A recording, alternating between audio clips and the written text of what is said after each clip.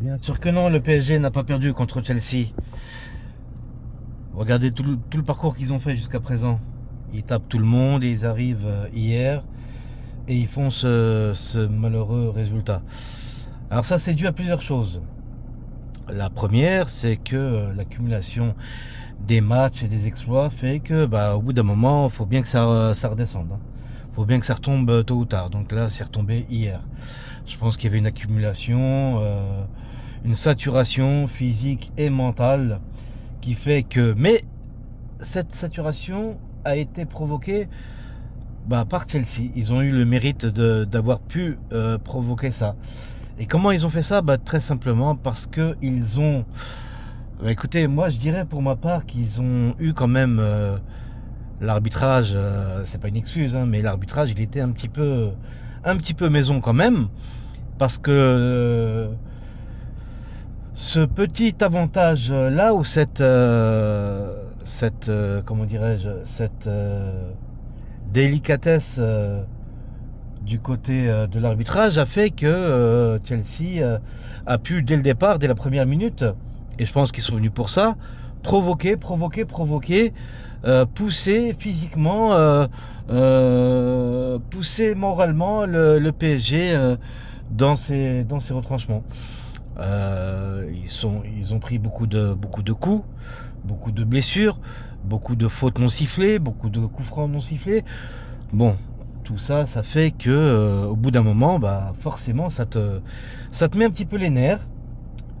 Ça encourage Chelsea à continuer, toujours avec la même facilité de l'arbitrage, qui pour lui c'était des petites choses qui semblaient être un peu normales pour lui, hein, puisque je sais pas, peut-être que c'est un arbitre qui a l'habitude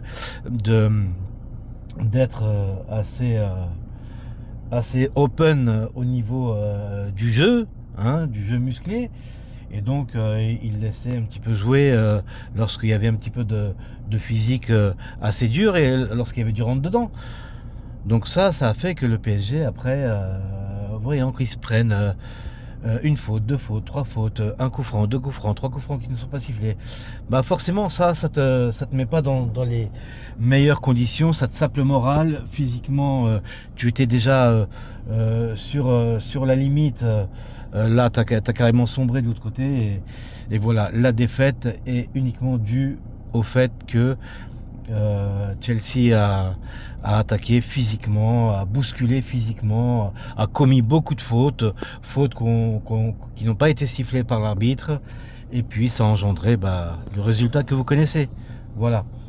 Le résultat n'est pas mérité, puisqu'il y a au moins 5 ou 6 parades de leur goal qui, avec un autre goal que celui-ci, on peut dire que au moins la moitié font mouche, hein.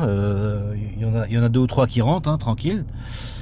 Malheureusement, c'est pas ce qui est arrivé. Donc, voici l'explication pour ma part de la défaite, qui pour moi n'en est pas une, parce que avoir fait tout ce qu'ils ont fait cette année, avec l'accumulation des matchs, l'accumulation de la charge mentale, tout ça, et être en finale de la Coupe du Monde des clubs, alors qu'ils ont joué sur tous les tableaux, qu'ils ont remporté tous les titres, c'est vraiment chapeau.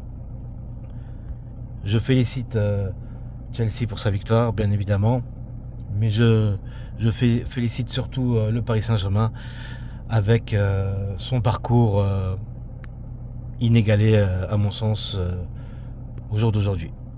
Voilà, bravo Paris, et allez Paris.